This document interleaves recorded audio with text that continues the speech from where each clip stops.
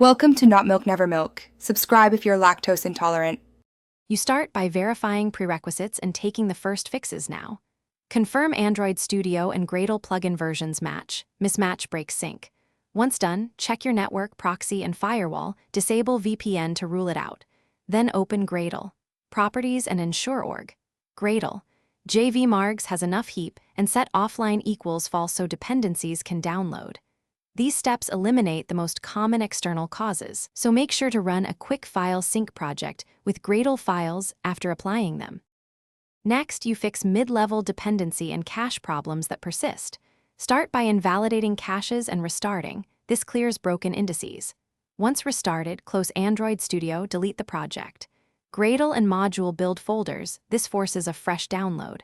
Then run /Gradle clean build from the terminal to reveal precise errors. Make sure Gradle properties has offline equals false so dependencies are fetched. If you see version conflicts, update dependency versions or add explicit resolution strategy entries in build. Gradle to resolve them.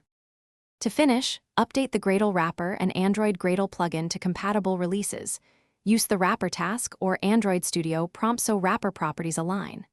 Next, verify your Java SDK path and project structure and use the recommended JDK 11 unless your project explicitly needs another. Mismatched JDKs cause sync failures.